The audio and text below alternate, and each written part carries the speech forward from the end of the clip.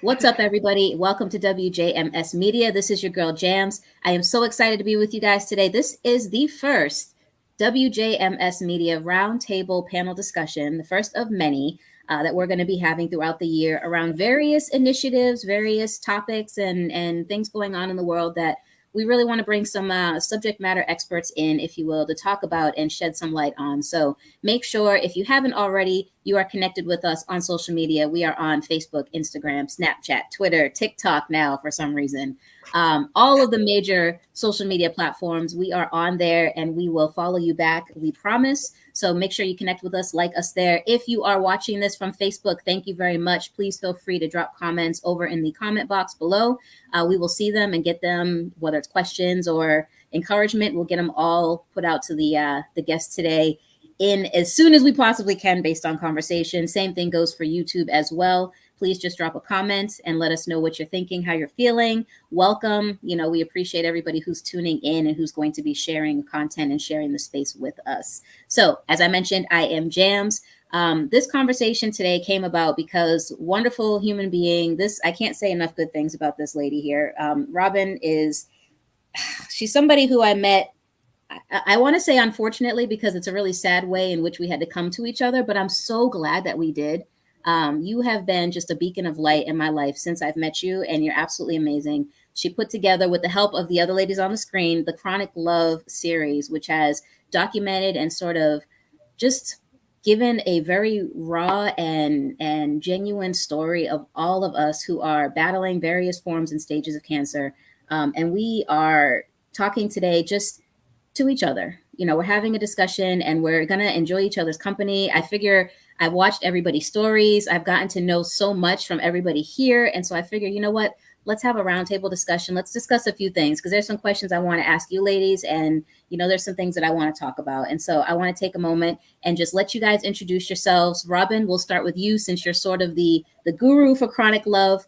I'll let you introduce yourself and then we'll hop over to you, Laura, and then we'll hop over to you, Eva, for being with us today. So everyone, welcome these ladies to the show. Robin, go ahead and introduce yourself.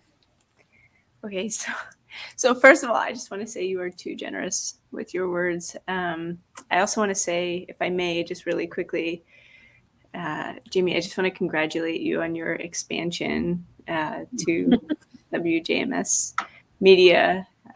We know how much work and effort it takes in to take on these endeavors that you take on, and I just want to say that really quickly, just acknowledge it. So first I just want to say Chronic Love, just really briefly, it's been a group effort and we have some really wonderful people working on this. I came to this whole experience because I have a history of breast cancer. I was diagnosed at 29. And it's been a pretty long journey to get to here and still figuring things out along my path. And I'm just really grateful to be here. Not sure what else I should be introducing. I'm not really great at these things, so you'll have to bear with me. No, you are fine. You share whatever you feel comfortable sharing. If that's all you got, then that's all you got. No worries at all. Yeah. I guess I'll say 6 years out, and 6 years out from my initial diagnosis, went through chemo, radiation, surgeries, and now I'm just trying to figure out kind of whether or not I can count myself back into life. And I'm a psychologist. I also work much on Chronic Love as part of this community that we're building together, this whole group of us, and thankfully all of the contributions of everybody who's generously been a part of it, James yourself included, and everybody that you're seeing, every beautiful human you're seeing on the screen.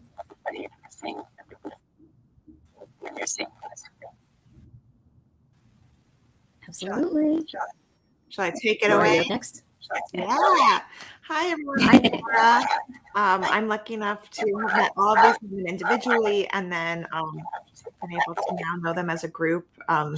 I was diagnosed with also breast cancer, but a different kind of breast cancer, and am BRCA1 positive, which is a genetic mutation, or at 28, and went through a series of extensive treatment, and have just found the conversations that we're able to have around what that really means for us and our lives, and hearing different people's experiences and engaging with other folks has really helped me be able to process, really. I mean, I love my therapist too, but being with other people, pro therapy all the way, being with other people who have had similar experiences, and just have that shorthand and lingo of what it's like to be in these types of medical situations ongoing, and the effects and impacts that has on your life has been really healing for me. So I'm also just so grateful to be here and to talk to all of you about what all of our experiences have been. Eva. I'm just really happy to be included in this amazing group of women. Thank you so much for being such a connector, Robin, as always. And so my history is of non-Hodgkin's lymphoma. I'm about 4 years out of treatment. And yeah, I definitely experienced like a pre-cancer identity and a post-cancer identity, and I'm definitely still in the shaping of the post-cancer identity. I'm working now as an artist, which I was more timid about in my pre-cancer lifestyle. So I think it's just been really important to me to build an infrastructure of support up now that I know that there can be challenges like cancer down that come your way, and that includes you lovely ladies and my dog and my artwork. So I'm excited to be here and kind of talk about all the different challenges and issues, but the interesting things that come up as well.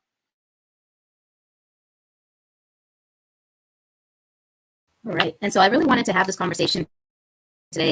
I'm going to warn the audience and tell you that there isn't necessarily a structure to it. And the reason why, if you've had any experience with the Chronic Love series, you'll sort of understand that we didn't need it. We all have stories that are vivid enough to be, powerful on their own. And so I figure having all of us in a room is kind of just enough to have an amazing conversation. And so I wanted to bring everybody together today to just kind of, number one, regroup after Chronic Love, and to really kind of talk about the experience. Am I coming across robotic? I'm getting comments that I'm coming across robotic.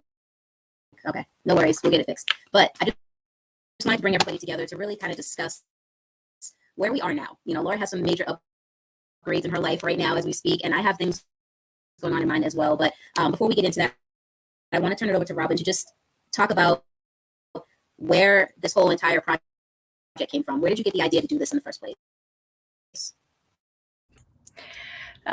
So I would say, actually, so I don't know, by the way, are you hearing feedback break? I'm sorry. So actually, two of the women on the screen are a very big part of the foundation of Chronic Love, and that we started having these kind of regular meetings. It was, I would say, like shortly after I'd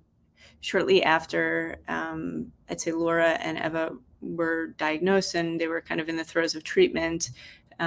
Laura actually was the initial connector. I want to give her props and credit.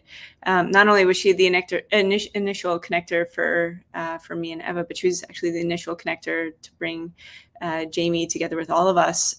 So she's done so much connecting here. But so we formed this little group, and we were just kind of meeting and having these beautiful conversations together, and these conversations were so inspiring, and they were so holding, and they were so mutually supportive and beautiful. And I would say that that those conversations were really kind of like the seeds of Chronic Love. And really what Chronic Love is Chronic Love is really meant to be, at its core, we're building a community. We're building a welcome space, a warm space for people to come together who have just been through all sorts of things. They've been through illness, they've been through chronic conditions, and it's just a space for people with shared kind of lived experiences to come together. And just want to say, first of all, the start of this came from, this group of people. There have been so many people who have, had their hands in this project along the way. And the reason why we are where we are now, and we're still in our early stages, is because of all of those people. But I want to thank everybody on this screen for, getting us to where we are now, and all of those people out there who have been a really big part of it. And I also want to welcome anybody who's listening to this, who, needs a community and needs a place to, just join in a conversation, whether it be a live conversation or sharing their story or showing their art, or just kind of, just reaching out and needing to come and meet up with us and in one of our virtual meets. And we just want to say welcome. And sorry, I added a little onto there, if that's okay. No problem. And hopefully my audio is better now. I feel like it is. So great. Yeah. So I don't know if it was just me, ladies, and I have a feeling it wasn't.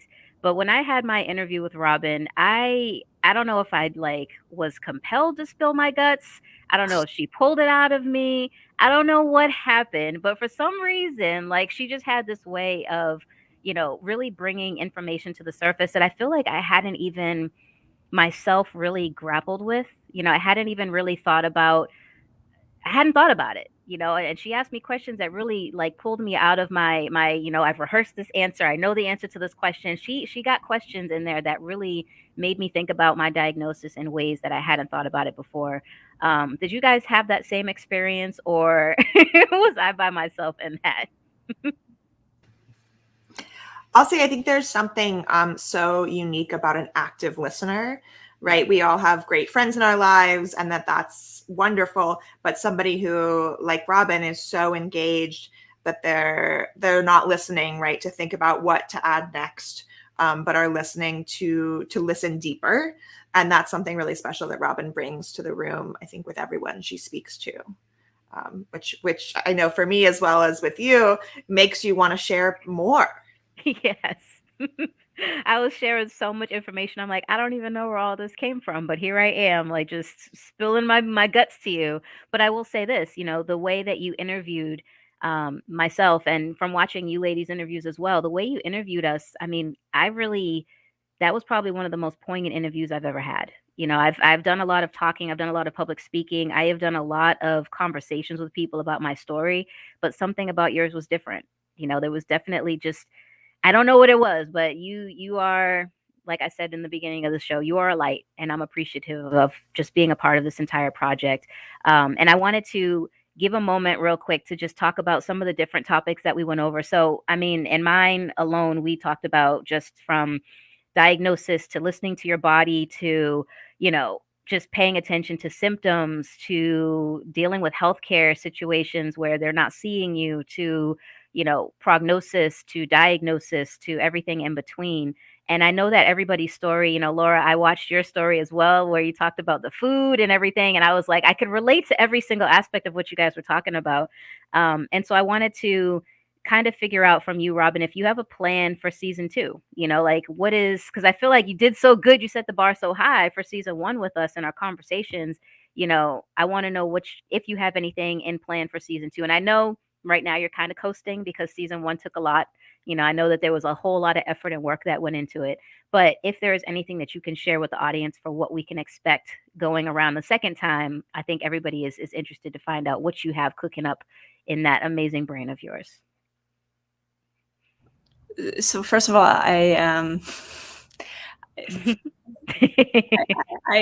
you melt my heart, and I have so much that I want to respond to the first part, but I'm gonna keep it concise, which I struggle to do.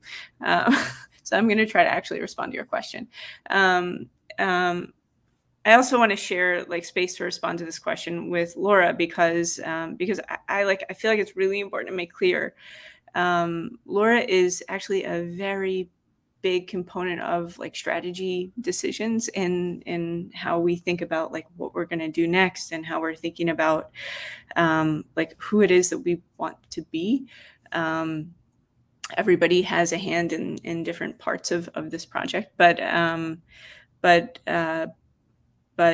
you know, I'm almost inclined to give Laura the floor here to answer this question, because she actually is really actively thinking about our content. But I will say that one of the things that we're thinking about really is we started this project just thinking about, you know, being able to not only share people's stories, but being able to share the intimate experiences of what it's like to like live in, you know, grapple with a day of living in our bodies, living the lives that we live, navigating the hurdles that we navigate, which some people, you know, might not realize the kinds of issues that we face, because it's just hard to know. Sorry, unless we a little fly there. It's hard to know unless you really unless you experience these things firsthand. And so part of our focus and the way that we share our stories is we're really focused on like, what is the intimate reality? Like, what is it like? How does it feel to live the realities that we live? And so really the first series was you know, connecting with people who already knew us, already trust us. Because I think to get into these things, there needs to be a foundation of trust. And if you don't know us, it might be really hard to share your story. And we understand that, and we're never looking to pressure anybody. We welcome people with wide open arms. I want to say that again, but you know, you really need to trust somebody, that somebody's going to have the kind of same intentions for you that you want to have for yourself, and that's who we see ourselves as. And so our first kind of round was kind of showing who we are and how we tell our stories, and how we tell other people's stories when they trust us with their stories, which, you know, we see as the most generous gift in the world. And so the first bit of this was kind of going with, you know, who's willing to jump in this with us, and thank you, you know, Jaymie, thank you, Laura, thank you, Eva. And the next round is really kind of spreading our wings a little bit. And we've had some people reach out with some, you know, really fascinating lives and willing to share a little more of their stories. And so we're hoping to welcome them and to have these new discussions. People who just are experiencing so many different conditions, and there's so much more variation that we hope to bring to our discussions. But I also want to, you know, now that I've said that, I'd also, if it's okay, like to maybe share a moment for Laura to kind of tack on to that, because she's such a visionary for this project. Absolutely. Thanks, Robin. Yeah, I mean, you just put it so well, right? That what we're looking to do is really expand. That we were so lucky and honored to speak with people that we've spoken to so far, and we're so excited to speak with more people and more types of people. That the way it worked out, right? Our networks are largely youngish women, for example, like the people in this group right now. And we all happen to be folks that have dealt with different types of cancer. So expanding from there and talking to folks who have different types of chronic illness, coming from different age brackets, et cetera, to really get a more full sense of the picture. We have some more distant dreams. So that's where we're starting next. And then we have more distant dreams of right now, right? We're so focused on the patient experience, which is something we love. And that's so near and dear to us. What does it mean to have series later on that involve talking to medical care workers, that involve talking to caretakers, to start over the years to bring in these different perspectives and have different series that expand on different experiences, along with building the community element of it as well, for sure, at its core. Yeah. And that is so I mean, honestly, that is exciting to hear, you know, not just because, you know, it's going to be a season 2, but because you know, you guys are looking to improve upon what you've already done, you know, and you're looking to expand and you're looking to make things, you know, a little bit different. You're not resting on your haunches, if you will, and just being like, hey, we did it good this time, let's do it again the same. You guys are reinventing and you're changing it up a little bit and trying to make it better. And I think that that's amazing. And, you know, sky's the limit for this entire series. You know, I'm really excited. And the other thing that excites me is the fact that you're talking about it. You know, there's a lot of stigma around a lot of these, you know, these situations. It's breast cancer, it's lymphoma, it's lung cancer, all of these different cancers. You know, there's this hush, like, don't really talk about it, you know, just go through it and deal with it on your own. But this idea of bearing all and interviewing with somebody and trusting your interviewer and talking with them and understanding what they're going to do with the information that you're giving them is so powerful. And it's, I think, how we start to combat some of the stigma that we deal with on a regular basis. You know, I was watching Laura's interview the other day, and you talked about some of the insensitive things that people have said, like, oh, breast cancer is the good kind of cancer. And it's like, how is that even a sentence that you would say to somebody? And I've had similar situations myself where my doctor was like, oh yeah, this is a good one to have if you were ever going to get diagnosed with cancer. This is the lung cancer that you want to have. And I'm like, is that supposed to make you feel better? You know, like, that's the kind of stuff that we want to get past, because it's the stuff that just people feel like they're saying the right thing and you're not, you know. And I had to chuckle to myself when I saw that in your interview, because I was like, like, same thing, you know. And I can't imagine how many other survivors like us have dealt with that kind of similar situation where somebody had said something totally insensitive, you know, and we have had to kind of just correct them politely, or, you know, sometimes not even correct them politely if it's not the venue or if it's not the place for it. But it's one of those things where I'm excited to have conversations that can start to help people understand what we're going through. That's important. So important, you know. And so one of the other things I wanted to talk about is this idea about pets. Before the show went on, we talked about our pets and our loved ones. And Eva, your interview, I remember pets were integral for you. And I want to give you an opportunity to talk about, you know, what they've meant for you during your diagnosis. And I sit here in a room full of animals myself, so trust me, we understand for sure. Yeah. It's just, you know, I think when I got diagnosed, I felt like I didn't have, well, obviously I didn't have any cancer friends. I didn't have a support group. I didn't have Yeah. a pet. I wasn't really prepared. And I think, you know, once you launch into treatment, it's so hard to set stuff like that up. And it's hard now with COVID, even more so. I think patients going through treatment now is like doubly challenging. But you know, where our immune systems are compromised, we're not encouraged to go and seek out groups and make new friends in that way. And so once I came out of out of treatment, I really wanted to kind of like get all my ducks in a row, just in case, of course. But it also results in Yes. an improved life. So I had always wanted a dog, and I came to Costa Rica, sort of on vacation a couple times. Ended up moving here about 2 years after my treatment finished. And on my 2-year scan, I got my dog Mika, which I found on Facebook. It was like super random. I guess it was the right moment, and something clicked. And it was like a huge shift of my energy from like a constant, like, oh, why am I feeling tired now? Or like, what does this mean? Or like, my joints are achy. Like, I just, like, I had this kind of complete focus on the minutia of the workings of my body, that of course it's important to listen to our bodies, but like, it was a little maybe not productive. And having the dog just diverted all that attention to her. And it was like, oh, I got to take Mika for a walk, or I got to take Mika for pee pee, or has she gone cocky, or what? Like, suddenly, and even though it was like silly things that like you'd be like, oh, maybe you have more important things to pay attention to, it actually like just brought me back down to earth and to like daily things, and like really grounded me. And she actually was allowed to come, because I have this ongoing immunoglobulin transfusion every 2 months. And I get them sometimes in Costa Rica if it's challenging to get back to the States. And the clinic, the doctor here allowed me to bring Mika in, even though she's not like a trained service or anything. She's an emotional support animal.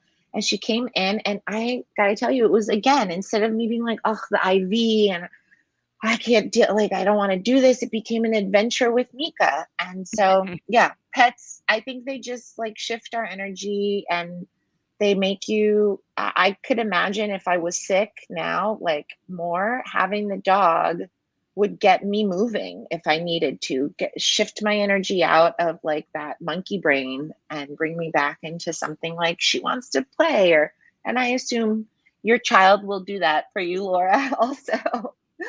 There's just, they immediately need you then and there. You can't sit and ruminate about stuff. So anyway, Absolutely. that's my pet answer. And for the listeners right now who are not in this realm, you got to tell us what immunoglobulin is and what that is, like what that Sure. means. Folks are curious. Oh yeah. So it's part of the immune system. Its street name is antibodies. So it's resulting from my chemo. I don't produce them, so I get them transfused to help from like quality of life perspective, like prevent ongoing like infections. But it's not a life or death care. It's more like skin infections, gastrointestinal infections, Gotcha. little stuff. Big stuff, really, when you think about it. But and so that brings us to another point, and you actually hit on a couple of things that I want to talk about with all of us, you included, Robin. I want to talk about how we've reclaimed our lives, because when we get these diagnoses, and they typically come out of left field, none of us are really expecting them. They kind of take over. They tend to take over your day to day. They take over your brain. They take over your life, and a lot of times you lose who you are just dealing with your diagnosis. And so I wanted to ask you guys, and I'll jump down the rabbit hole first, of course, but some of the ways that you have sort of taken back your life from your cancer diagnosis. And me, myself, I remember when before I got diagnosed, my story is that I was doing kickboxing because I was in a relationship and I was comfortable and hit that 30-year-old metabolism, and things started to stick a little bit more than they used to. And so I was like, all right, I got to start hitting the gym or doing something different. And for me, I'm not really somebody that likes going to the gym that often. I like something more interactive and more engaging. And so I got into kickboxing really heavy, and I loved it. And it was something that I just enjoyed doing. And when I got my diagnosis, I couldn't do it anymore. And for me, that pissed me off. Not even gonna lie. I was really aggravated and I was angry that kickboxing was something that I couldn't do because of this stupid diagnosis. And so at some point, I had a Pleurex catheter. For those folks that don't know what that is, it is a one-way catheter that I had put into my left lung area to facilitate me getting lung drains, because I was generating fluid in my lungs just regularly. I don't even know the frequency, but I was generating fluid, and I was tired and not able to continue going into the doctor's office to get, pleural, just getting it taken care of, which was a very painful and uncomfortable process. And so I got a catheter in, and I would have a nurse come to the house 3 times a week, Monday, Wednesday, and Friday. She'd be there at like 9 a.m. or something like that. And I really didn't feel that great. The catheter hurt. It was painful. Obviously, there's a tube inside of you, so it doesn't feel great. It wasn't attached to a colostomy bag or anything, but it was wrapped up in a dressing, and it just kind of sat here. So there was always this, this pain sort of pushing against my rib there. So anyway, at some point in time, it stopped hurting. And I said, you know what? I'm going back to kickboxing. And everybody was like, what are you talking about? And I was like, I'm going back to kickboxing. I don't know what to tell you. I'm going. And so I put on my clothes, I strapped on my gloves or whatever, and I went back slowly but surely. And for a while there, I was kickboxing with a catheter. And that was like my way of saying, F you, like, you're not taking over everything that I own. I'm going to get back to what I want to do. And I don't have time for cancer. It's how I came up with this cancer is canceled phrase. Like, I don't have time for cancer. I have stuff to do. Like, cancer's canceled because I have other things to take care of. But for me, kickboxing was one of those things that kind of brought me back. It made me realize that, like, I can still do this. Like, this hasn't taken everything from me, and I'm still, active and able to do all the things that I want to do. And most of the people in class didn't really know that I had it. And so when some of them found out, they were like, I'm sorry, what? Like, they're like, you're in here kickboxing with a catheter in? Like, what is going on? But for me, it was something that it made me feel so good. And I remember the day that I put the gloves back on, and I was like, yes, it just felt like getting, but like when you've lost yourself, and for those folks who've gone through like depression or just anything where, you lose yourself for a period of time. When you find something that brings you back to what you were before, it's that feeling of just like, like it's a breath of relief. And so for me, it was kickboxing. I have other things too, but I'll stop there at kickboxing and open up the floor for you guys to kind of share with us what are some of the ways that you've taken back your life from your diagnosis.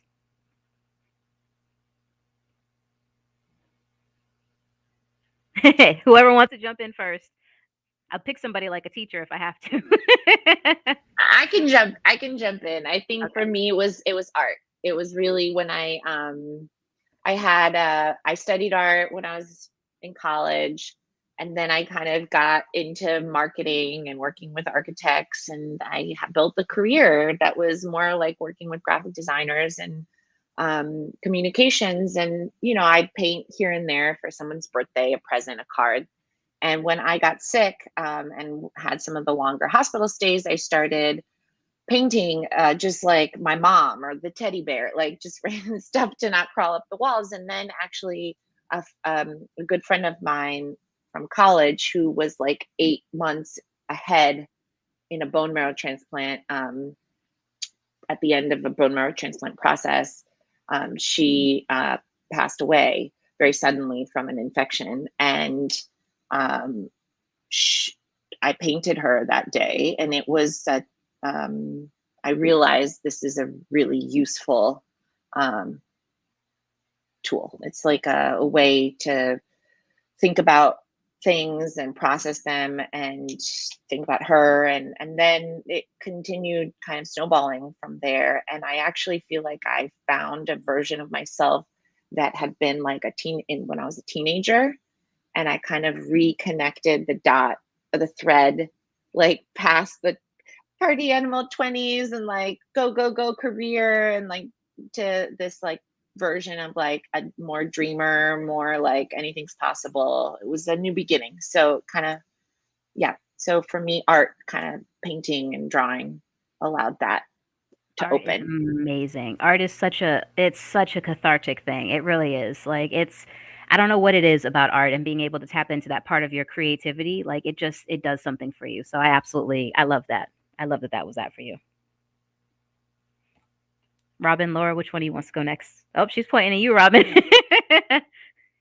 Yep, it's you.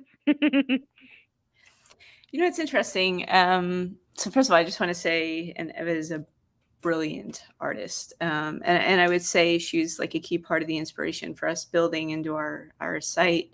The fact that like we wanted to to be able to highlight and feature artists because we realize how important art is to healing, partly in large part actually because of Eva. I'd say she's like a key part of that inspiration.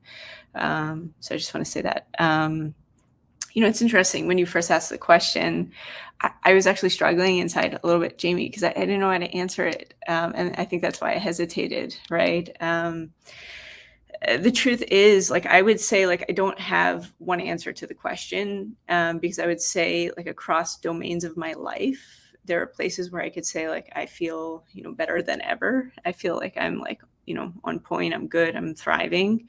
And there are other domains of my life where, I don't feel like I've, like, kind of come back, So I'd say, like, there are different answers for different parts of my life. There are places where, I've been a little stuck, even 6 years out, because having this as part of my story, it just kind of changed my experience of a lot of things, and suddenly just having had to grapple with the things that we've had to grapple with. Suddenly there are, I've kind of used these expressions before in some of our discussions, but it's very real for me that having an experience of cancer or something that threatens, our mortality, it really like punctures our reality. It punctures the veneer of our immortality, right? And so with everything that we do in life, we really have to consider what our futures look like, and that's something that's always there for me. So there are moments where I feel like there are moments that I feel like I can kind of put that down for a little while and move on and thrive. And there are moments where that feels pretty front and center still for me. And so I would say like that is kind of a key delineating factor for me personally about like whether or not I'm like moving on and moving past it, or I'm still a little stuck in it. But I would say, some really key things for me to feel like I'm thriving are helping people, doing something that's like useful for the world, which is also like one of the reasons that Chronic Love has been so important to me. It's why, partnering with you like feels like my connection with you, like even, aside conversations that we've had, it's felt so important because like I know that like you're this like just wonderful gift to the world and that you're going to make like some magnificent difference to the world. And so like I like that feels like that, like even connections, like my connection with you feels healing. Connecting with people I love, like these other like Laura, Eva, other people that I deeply love in my world, just feels like so healing. So that is kind of transformative and helps me to thrive. Supporting the people that I'm honored to support in my work. I feel lucky to be able to do what I do. That helps me to kind of thrive and move on and move past. And then there are certainly places where I feel stuck, thinking about like family planning was something that was just disrupted. And I don't know that I've moved to a better place. I'm still kind of like in this stuck, like, I don't know what the future holds kind of place. And so it's, I would say like, if you look at a different compartment of my life at any given moment, the answer shifts. It's a little more dynamic. So that's my honest answer. I don't think there's anything wrong with that. I think we can all mirror that same exact sentiment. We're definitely doing a little bit of a disservice by giving you the rosy part of life. I mean, I could say the same about myself. I have buckets of my life where I'm like, oh yeah, probably could be doing a little better, and dealing with X, Y, and Z and doing those kinds of things. But none of us have it fully together. So there's something to be said for that. You're not alone. Don't feel bad. Yeah, totally. All right, Laura, you're up. I agree that it felt that I was having trouble coming up with something specific to pinpoint for this. And that really the thing that's helped me the most is integrating it, right? That for some people, having a separate, this is my illness life and this is my regular life or whatever, works for them. For me, when I let go of that more and integrated, the more I integrated into my everyday conversation, the realities of illness alongside of what my everyday life was, felt really helpful to me and allowed me to process in a different way and accept in a different way. And certain parts to grow and move on, certain parts to have less of an impact than they used to, though it's still very much a part of my life for sure. I think, especially having been diagnosed at the age that we were all diagnosed at, that something we talk about a lot in the interviews that I've done with Robin is this idea of moving on. And that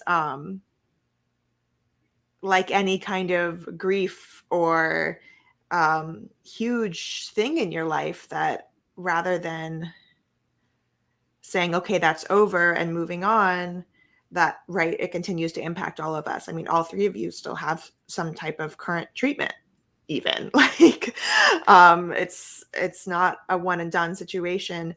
And the ability to allow myself to be more comfortable, even with friends who have not had other experiences, with friends with cancer or with friends with chronic illness, to be able myself to just get over their uncomfortability and speak from an honest place, mentioning cancer more regularly, or bringing it up in a more casual way that allows it to have its moment, but not take over and have this whole separate life of its own that runs away, has really helped me in what it means to have a full life, that this is part of this full, incredible life that I get to have. I love that. Absolutely love that. And I think you're right. I absolutely do think you're right. I think the key is integrating it, because you create this sort of, when you dissociate yourself from it, it doesn't feel good. And I remember when I first got my diagnosis, I was living this like dual life, where my close family and friends knew, a select few folks in my life knew, but like by and large, the radio community, I hadn't told anybody. I hadn't told any, like my job, like I hadn't told a lot of people. I really was keeping it very close to my chest and being very secretive about it, like most people are when you get a cancer diagnosis. That's kind of what happens. You sort of shut it down and keep it to yourself a little bit. But we want to get past that, right? We want to move into a space where you feel open and comfortable to talk about it. And I remember my mom was telling everybody, telling my family members that I had it, and it was pissing me off. And I was like, stop telling everybody that I have cancer. And she's like, well, people need to know. And I'm like, no, they don't.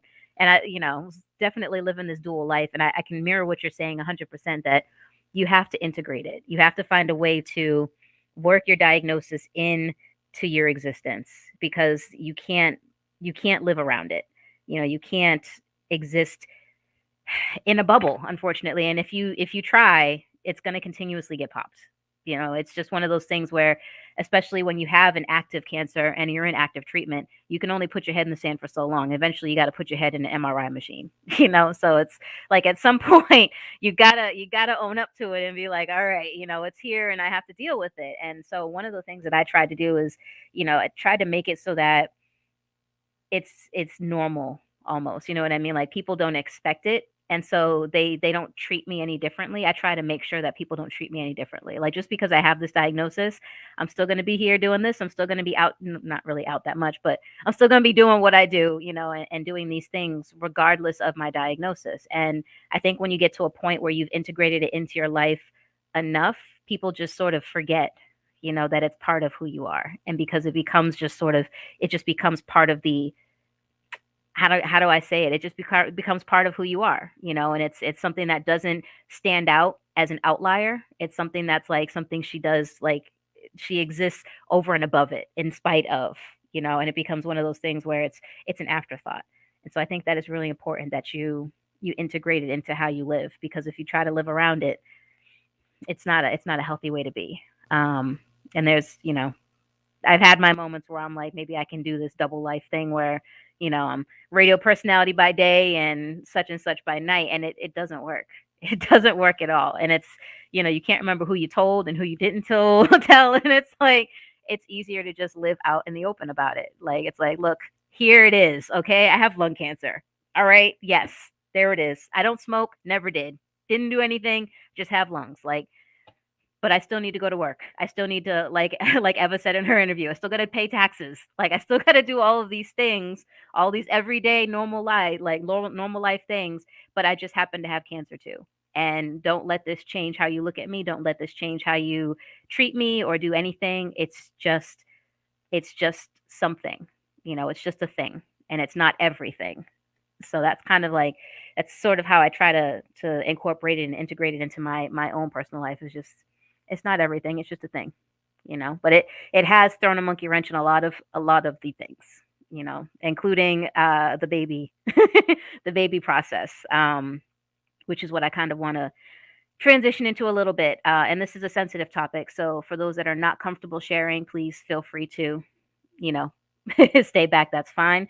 But I am, and always have been sort of an open book about my journey and what's going on. And so, I got my diagnosis at 32 and don't have any biological children of my own. And so for me, having children was a big deal, and wanted to wait till I got married and find the husband and do all the things, and did that. And 2 weeks later, got my diagnosis. And it felt like the most unfair deal of cards ever in the history of a deal of cards. But it doesn't mean that I can't have a baby. I've now gone through this not procedure, but I guess this process of freezing my eggs, and it's still ongoing, if you will, because I haven't done anything with them yet. But I now am at the point where I'm trying to figure out what the hell I want to do. Like, am I going to surrogate this baby? And who am I going to ask to have a child for me? It's at the point where you're like, hey, you're awesome. Do you mind being pregnant for 9 months and just like carrying this baby for me and then handing it to me when you're all said and done? Thanks. Appreciate you. Like, how do you ask somebody that question? And so there really needs to be like Hallmark cards for this. Like, hey, love you so much. Please have a baby for me. Like, there's just no easy way to ask somebody to surrogate for you. And so now me and the hubby are trying to figure out, okay, do we surrogate? Do we adopt? do we just throw caution to the wind and say, just get pregnant and put it in God's hands? Because I've also had folks that have been on my medication, the same medication that I'm on, and, have brought a baby or two even to full term without any issues. The problem is there's no research on whether or not this medication, they just say it'll damage a fetus. And so at some point you have to stop taking it. And then, what happens once you stop taking your medicine, and so it's, this is where I am. And this is where the resentfulness in me comes out, because I really resent that this is my situation. I really hate that this is what I have to deal with. Like, I just wanted to get married and have a baby. Like, that's all I wanted to do. And now I have all of these existential life crises to figure out, like, how do I want to do this? And, who do I want to ask to surrogate this child for me, and all these kinds of things. And I really resent that, and that's the one thing I will say that I do resent about this cancer, is that it everything else I can deal with, everything else. Like, everything else I can deal with, but it's because it's my mindset about that stuff is fine. But it's this part right here, the uncertainty, where I I know if I run and I do workouts and I eat well and I do this and I do that, I'm going to give myself the best possible shot I have to be around as long as I can be. If I take my medicine like I'm supposed to, I'm giving myself the best possible shot. There's no way to say what the best way is for me to have this child. And for me, I resent that, because it's like you give me a question with no answer. And I don't deal well with that. I don't deal well with the uncertainties, that kind of stuff.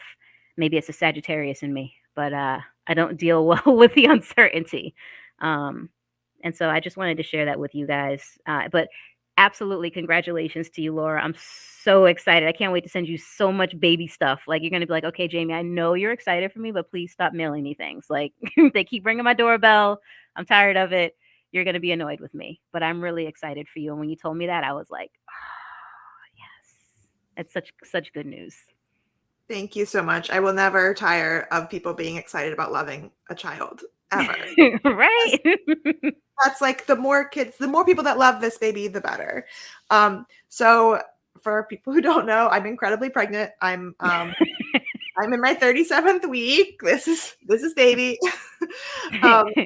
And I'm so lucky. I mean, I wasn't sure what situation I would be in, whether or not, right after the extensive. I also went through egg freezing.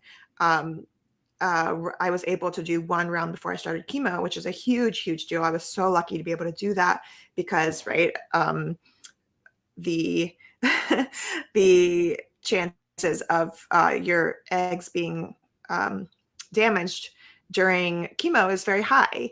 And so I was also, though, in a position where in the last part of my treatment, I was going through a big breakup with the person I had expected to be with long term.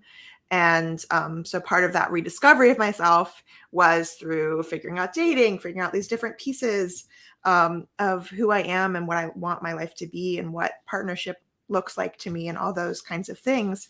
And really was very much still in that phase, and am still in that phase. So I wasn't sure if I would be able to get pregnant or not. I'm lucky enough to have, and luck, I always say, right, is such a confusing word in these circumstances, because obviously the lucky thing would be to not deal with this kind of illness. But within my circumstances, I'm lucky as in I had triple negative breast cancer, which means I don't have to be on hormone blockers, which is a huge thing with fertility. So I was in a better position to potentially have children. And was dating around during the pandemic, had been seeing somebody on and off for maybe a year.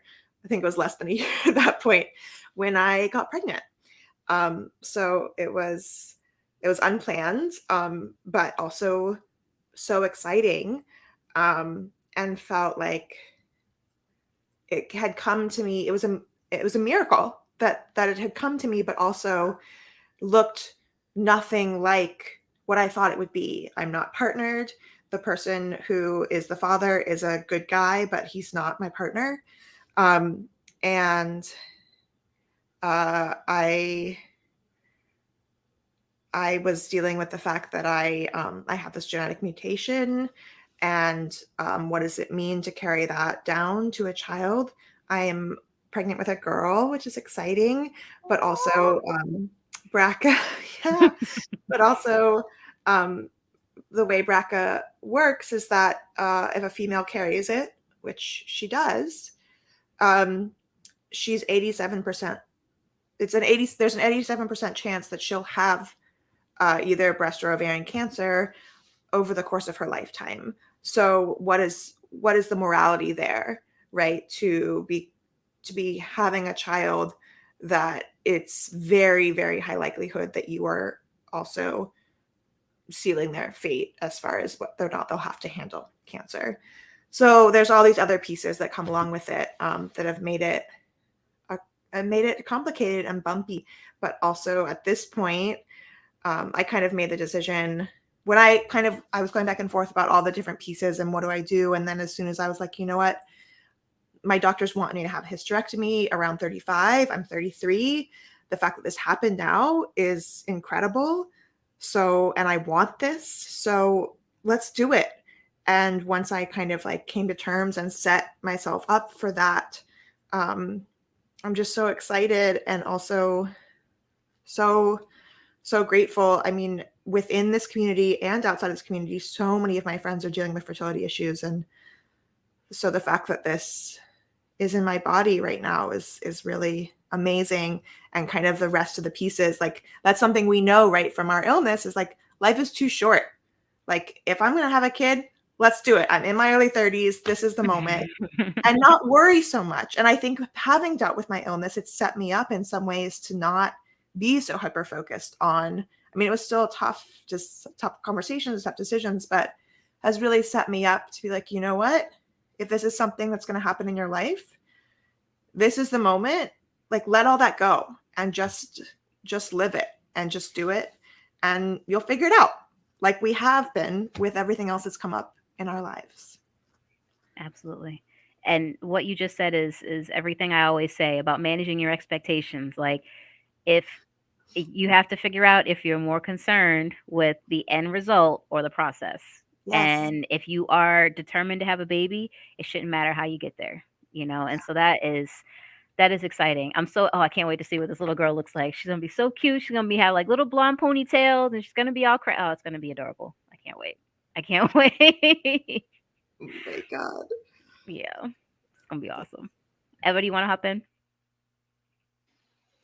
Yeah, I do. And Laura, I'm so excited also to meet the baby. And I think that you've been like a real inspiration, I think, in kind of like navigating what can be challenging decision making in the face of what's also like an extreme physical condition, right? And I think that's what I'm up against. And James, I'm curious too. I mean, through what you were describing, I understood that there's a medication specifically that makes it like a big question mark whether you would carry the baby or not. I think for me, I don't have that actual like medication aspect of it, but I'm definitely hesitant to go through a pregnancy. And I want kids. I set eggs aside.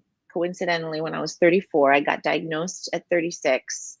And then I feel like between cancer and COVID, I wasn't in a relationship. I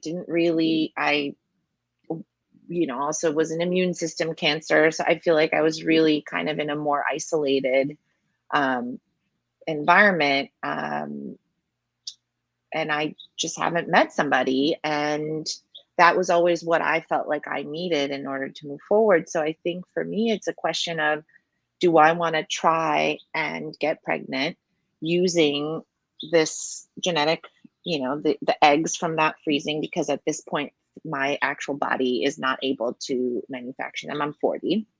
And do I want to do it on my own and put myself through what I know is, for parents out there, I'm sure, like a very challenging first year or two of lack of sleep and all the rest. And I don't know, I just feel like I'm finally in a place where I feel stronger and like I'm very happy and I feel very satisfied and with my life. And I feel like I'm building my artwork, but I know that my values are relationships and family. So I don't know. It's a real process that I'm working through, trying to understand if it's something that I want to pursue. And, you know, after I make that decision, what happens, it's unclear if I would even have the blessing of being able to be pregnant based on the egg freezing and my age and whatnot. So I don't know. It's a roller coaster, guys. And I feel like the roller coaster is finally in a place where it's kind of cruising. And I'm like, okay, do I want to go down the drop again? But I know life is also long in a way. I mean, to counter the life is short piece, which it absolutely is, life is also long, and there's time maybe to continue to work on my art, hopefully, and to maybe invest in creating a relationship or a family member. So I don't know, guys. I'm confused. I don't know what to do. I'm really. We feel you. Maybe somebody listening today is identifying with you, and they'll present themselves to you when everything's all said and done. You never know. You never know. That would be awesome. That would be a great story to have But to be able to this tell. is an open-ended. It's like a running commentary on what I'm going through. I don't really have any conclusions or, but yeah. Robin. I just want to, if I may, I'll join you. And I think like uncertainty, like I don't know, for me, like it's a place that I share with you about a lot of these things. It's so hard because there's so much to consider, on this side of things. And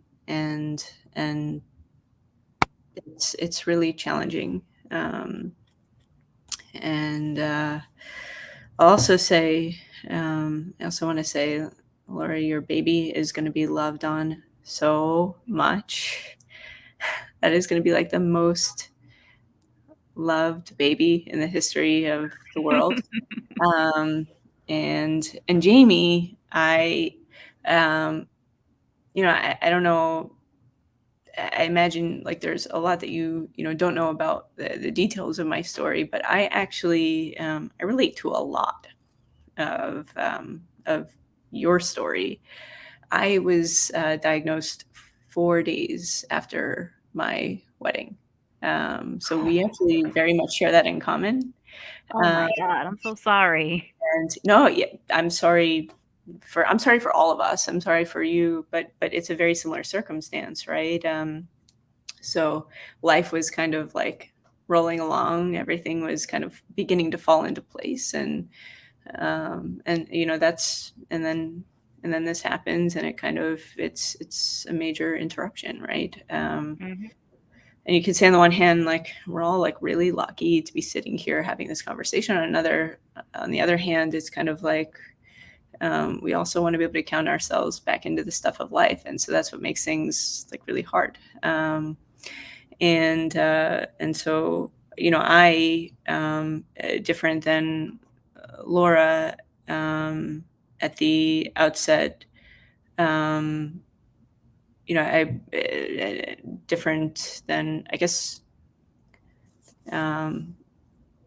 Actually, maybe different than Laura and Jaymie at the outset. I wasn't able to preserve eggs immediately. Jaymie, I think you were able to preserve eggs immediately, right? Yeah, before I started, I took a month in between my diagnosis and starting medication to actually go through the freezing process. So yeah. Yeah. Okay.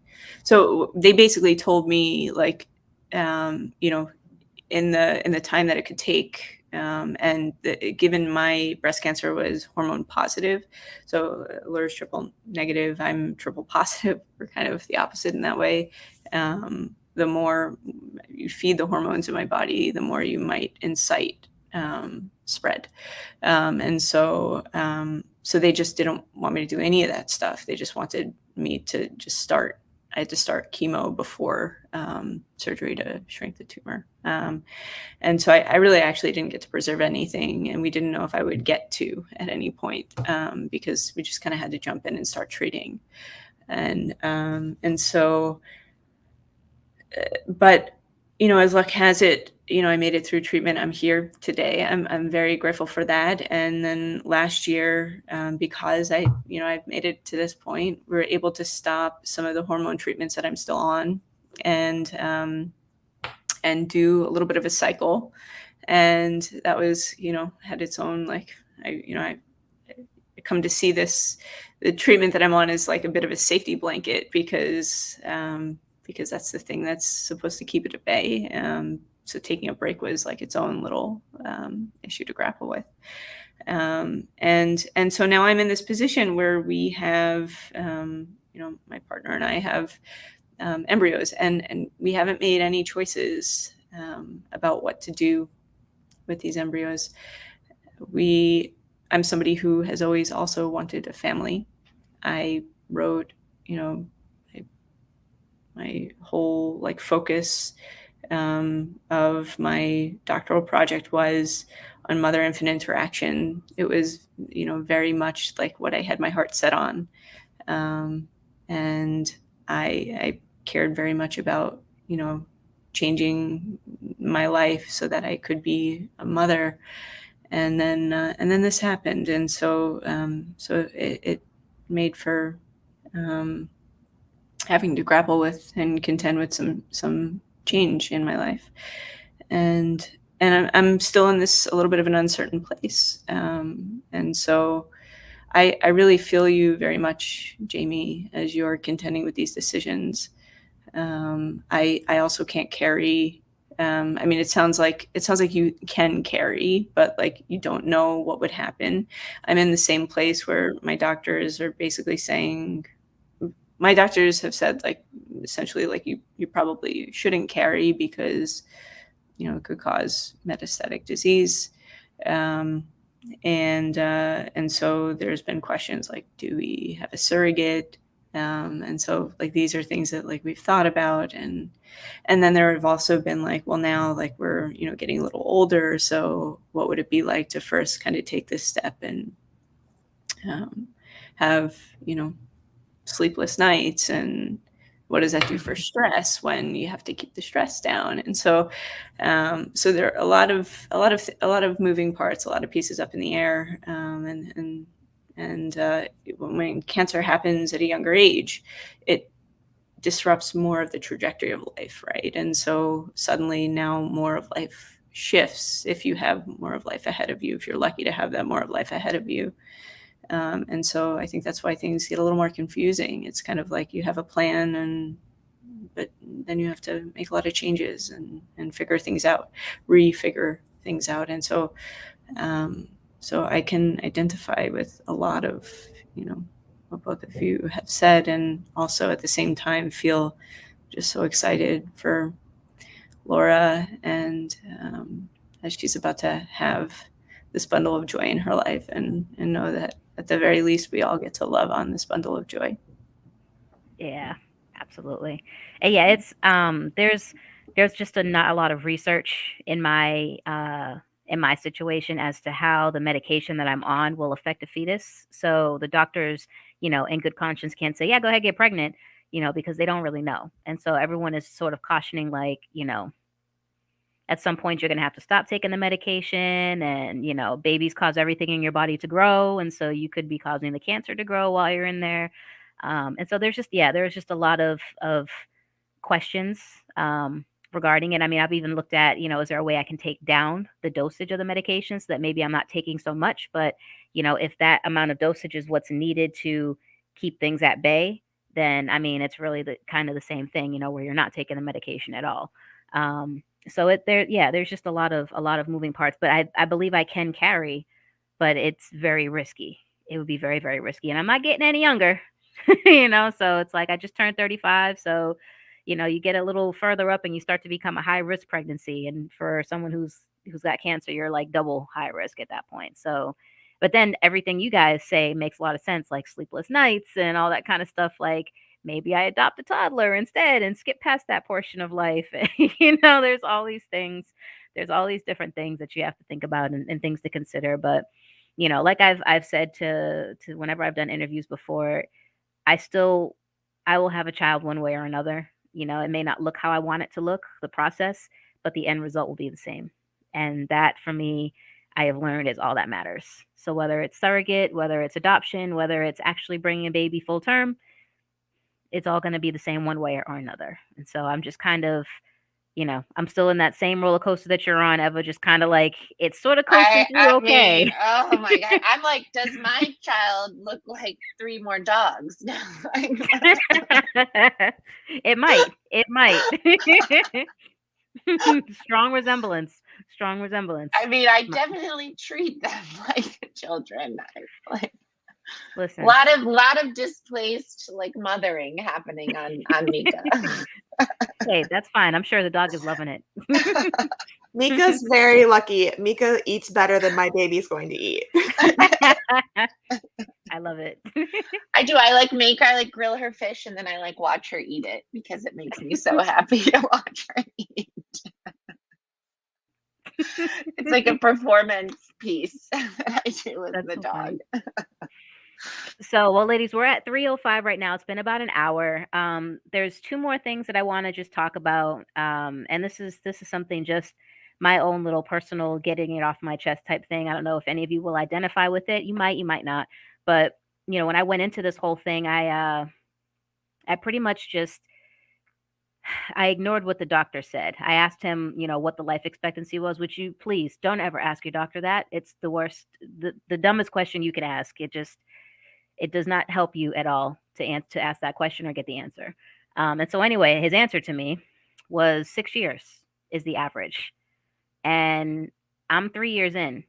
And so that's another part of my fertility discussion. And I'm thinking to myself, like, I mean, I'm obviously going to live forever. Duh. Right. So, but, you know, at the end of the day, being realistic, I'm like, man, is it 3 years left? Is that it? Like, I can't imagine that that's really the case. Like, you know, knock on wood, I just can't picture that being the case, but you never really know. And so it could be even less than 3 years, you know, I could be below average.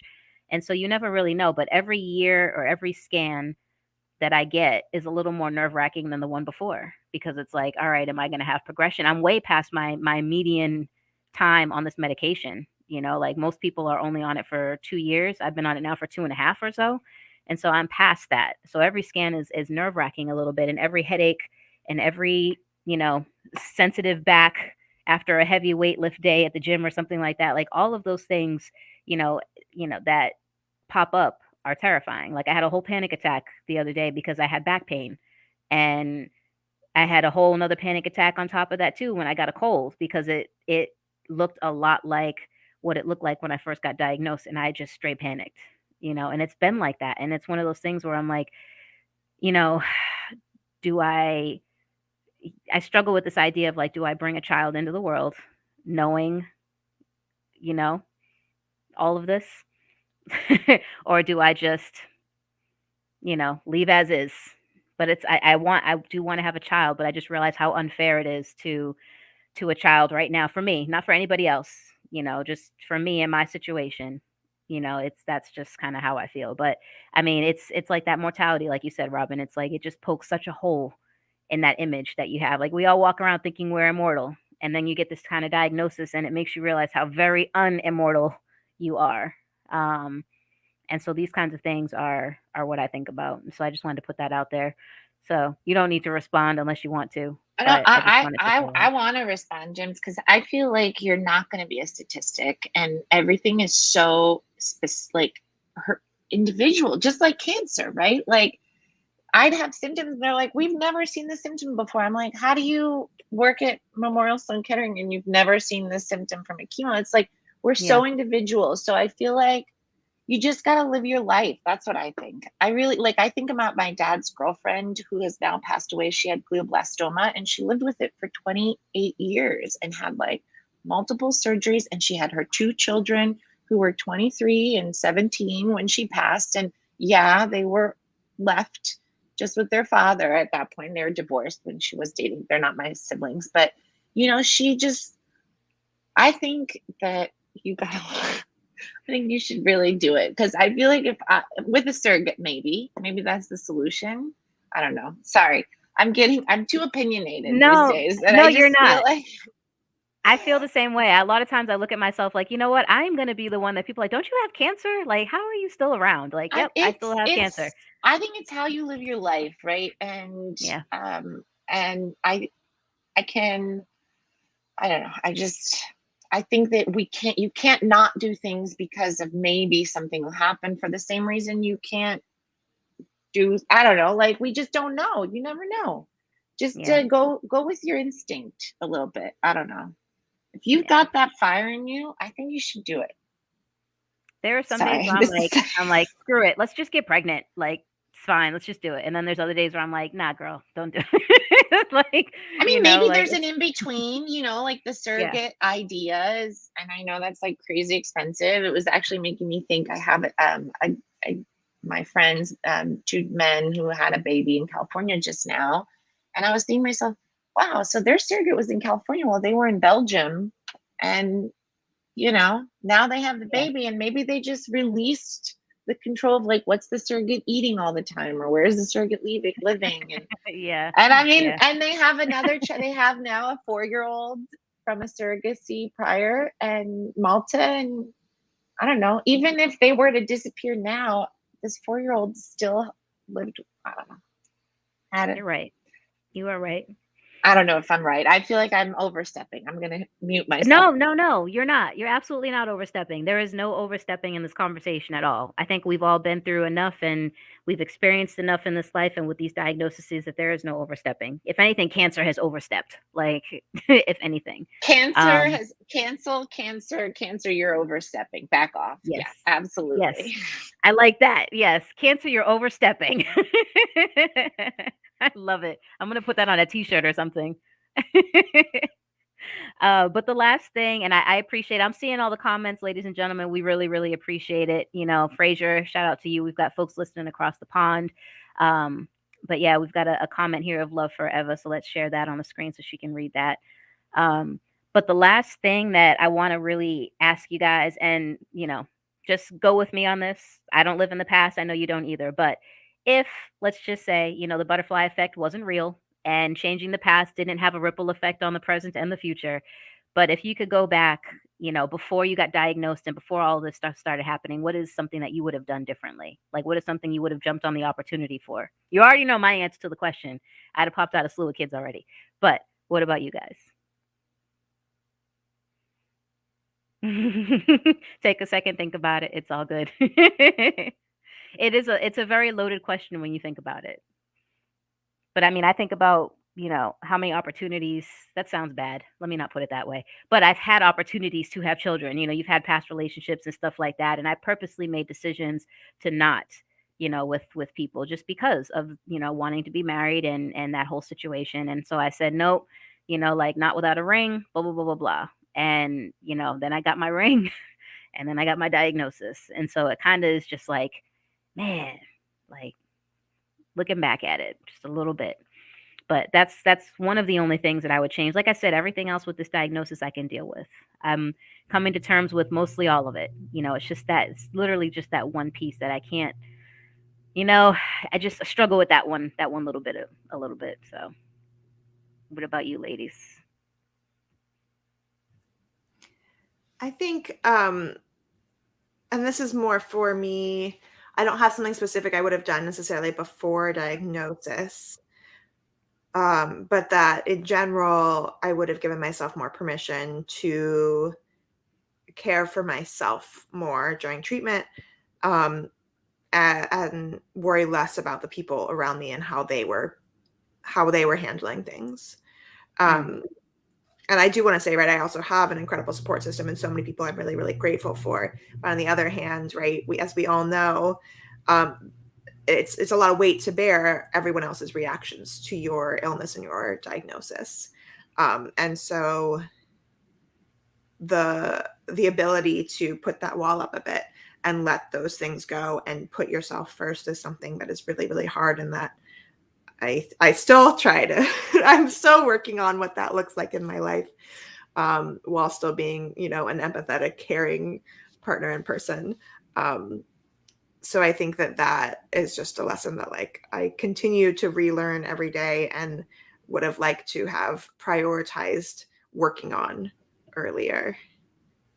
And the That's other a thing, good one. I had a conversation with my good friend Mark a few years ago about what is it years before diagnosis. What does it look like to live? Like, what are the things that you really wish you were doing in your life, regardless of money? And then once we like talked about those things, it was like, okay, so how much of that is actually money versus time versus priority, et cetera, fear, all those things. And the reality of how many of those answers were not as much about money as I thought they were was vast. And I think about that conversation a lot, and still have trouble integrating it. I mean, now we have a global pandemic that has its own repercussions. So there's a lot of reasons not to be doing things, but always thinking about like, well, what's the real reason not to do this thing that you want to do? And is it legitimate, like all of these health concerns that you were talking about, versus just doing the things that bring you joy? That's deep. That was probably a really good conversation. I myself need to have that conversation with myself. Just sit down and be like, yeah, girl, so what is it that you want to do with your life and what is holding you back from it? Like, but I need that objective third party to just kind of like play devil's advocate for me and be like, that's not money related. That's not money related. And just kind of really go for it. And it's hard. I mean, I still try to have it all the time, and I still don't have answers, but asking the question, I think, is helpful. Yeah, it starts a discussion. So, or at least a thought process. So, ladies, what about you guys? I'm throwing the comments on the screen. We're getting a lot of love in the comments from folks, so I just want you guys to get a chance to read them so you can see the support that we have out here. I'll jump in because I feel like Robin's really good at like integrating and like including things. So I'll just sandwich myself in here. And I think that I stayed in relationships. I can think of a couple. When I knew they weren't working, I stayed at a job up till having a nervous breakdown. I think things that I physically, my body was like rejecting, that I felt a lot of anxiety and stress about, I pushed myself to do, thinking that somehow that was what I need, that it needed to be that way in order to achieve whatever I thought I needed to achieve. And that's just done now. Absolutely. So I wish that I had had that insight before. And I feel like that's the best insight that I got from all this, was that it's just not worth it. If you're miserable, if you're not sleeping, if you're, destabilized and Yep. like forcing yourself to do things. Obviously, we forced ourselves to get cancer, but to get chemo. Sorry, I was like, what? Interestingly, though, I mean, sometimes, slip of the tongue, but like, I feel very lucky because other than this one ongoing treatment that I get, I have a very kind of, I don't know, my life right now is holistically better and on the path of my authentic, whatever, my authentic self than it was before. And I think my body was like kind of put a gun to my head and was like, either you change or you're going to die. And so maybe in some sort of sense, that's what I meant when I'm forced to get, I don't know, it's Freudian slip, but like, hey, it makes sense. I feel like it forced a giant shift. I left New York City. I live in Costa Rica. I'm making art. It's a 180 for me. So that I would have done this sooner. I like envy that whole entire sentence you just said. Like, I live in Costa Rica. I make art. Like, oh, that sounds so nice. Like Costa Rica. Who knows right what now, the financial like realities are of this? But we're not worried about that. We're not worried about that. That's another day. All right, Robin, it's time to tie it up in a pretty little bow. What you got? No pressure. So much pressure. Yeah, no, I don't have a bow for you, unfortunately. But what I would say is it's a tricky exercise, right? To like say, what would you have done differently? Because the truth is, like, we could never have known what would have been in our future. But I'd say the one thing that I remember saying to myself in the beginning, when I was just so scared and I was thinking about like all the things was thinking about like I dove into like changing my life and, changing my diet and exercising and doing like all the to-dos and all of that stuff. And I remember thinking to myself at the time, like you can never forget like how desperate you feel to live so that like you do all the things to take care of yourself. And I think like I've gotten to this place now where I think I'm realizing that, on the one hand, there are things that we could do, things maybe that we always could have done. And on the other hand, there are a lot of things that are always going to be out of our control, right? And I think it's accepting both of those pieces, that there are both things we can do, and there are both things and there are also things that are going to be out of our control, so that we realize that like we do have some controls, but also like we don't have all the control. And, it was never our fault that our futures don't happen the way that we want them to, and that things didn't pan out the way that, we would have, if we could have, written the story a different way, that it didn't pan out that way.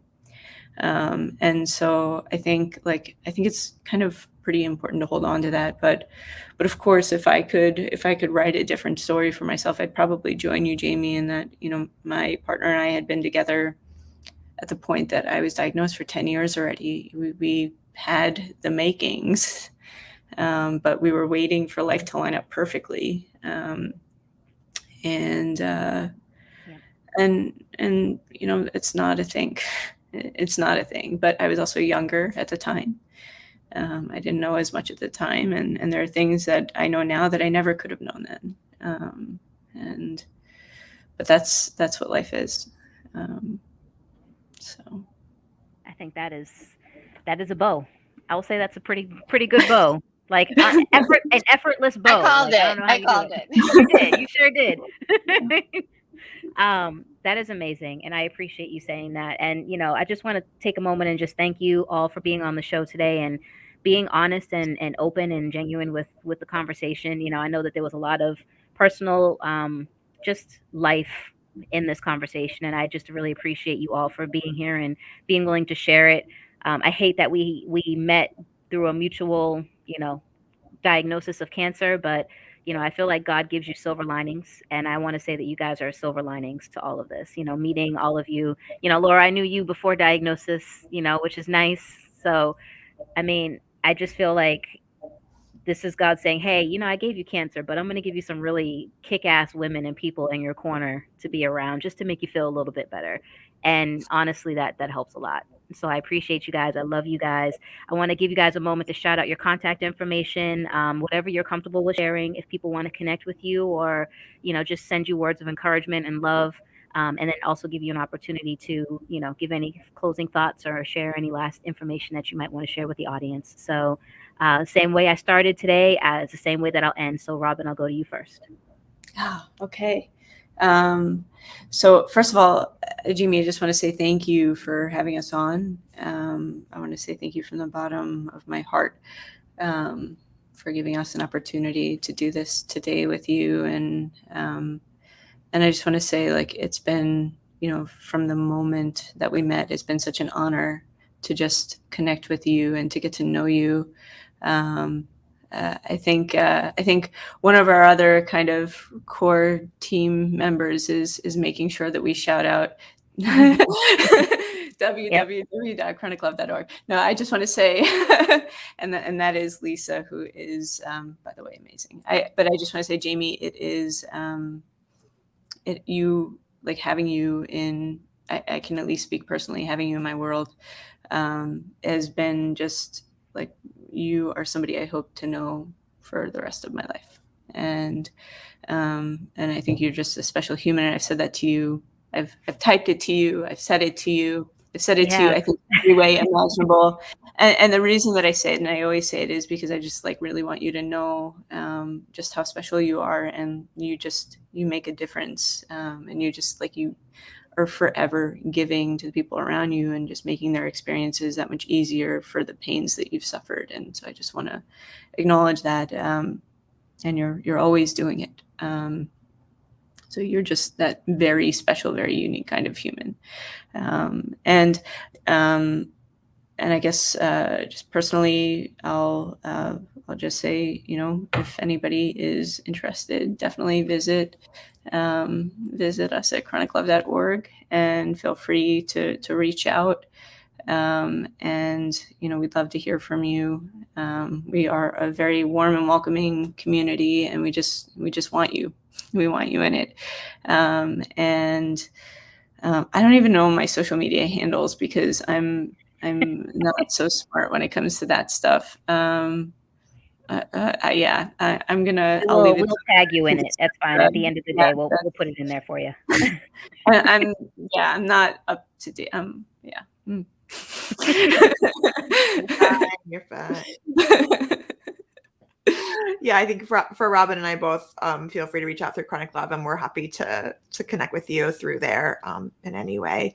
Thank you so much, Jaymie, and all of you for having this conversation. Anybody who's listening, it's just it means so much to be able to share experiences, and just, if even one person listening related to something in here and made a little bit of difference, then we're so happy to be a part of that, and I'm sending all my love to you guys and to anybody listening. Yeah. Ditto. I second that. I third that. Thank you so much, Jaymie, for organizing this. And it, like Laura said, it's really helpful to have a space to talk about these things with, and hopefully this has been of value to somebody watching, of course. And if anybody wants to reach out to me, please do so through Chronic Love New York City as well. I don't know. I feel like my Instagram is very long. I have a very long Greek name, so nobody's gonna catch it. No worries. If I say it, so spare everyone the spelling bee. Yeah. All right. Well, Thank you, ladies, Jaymie. I want to thank you guys one more time for being here. Thank you, ladies, one more time for being here. I really, really appreciate it. I just wanted to, take this time and give us sort of a closure for Chronic Love. I mean, I just felt like I got so attached to you guys and the project, and I wanted to take an opportunity and just share it with as many people as possible who may not have gotten a chance to see it. And I hope that at the end of the day, folks, that you will take yourselves over to YouTube, to Instagram, and to Facebook and find Chronic Love, and you'll watch all of our stories, because I think we've all shared some nuggets of wisdom, and just did our best to try to humanize having these diagnoses. They don't make the people. We're not our diagnosis at all. We are all individuals. We all live our lives, and at the end of the day, it's not the end of it for us. This is just one chapter in a very long book of our lives. It may be a sucky chapter, but it's a chapter nonetheless. But again, I want to thank everybody for tuning in today. Thank you so much. We have so much love in the comments. I tried to get them out and put them out here for everybody to read as I went through. I love you guys. Thank you for engaging with us and for being with us. We'll be back again with another episode. I'm sure I have many more roundtables set up for this year, so please make sure you're locked into WJMS Media on Facebook, Instagram, Snapchat, Twitter, and TikTok. Definitely check out YouTube as well. We'll be tagging all of the links for you guys to follow Chronic Love as well, so that you guys can make sure you share them some love too. If you guys need anything, please let us know. Connect with us, wjmsradio@gmail.com. Again, one more time, we appreciate you. We love you. Stay safe out there. And until next time, we'll see you right here on WJMS Media.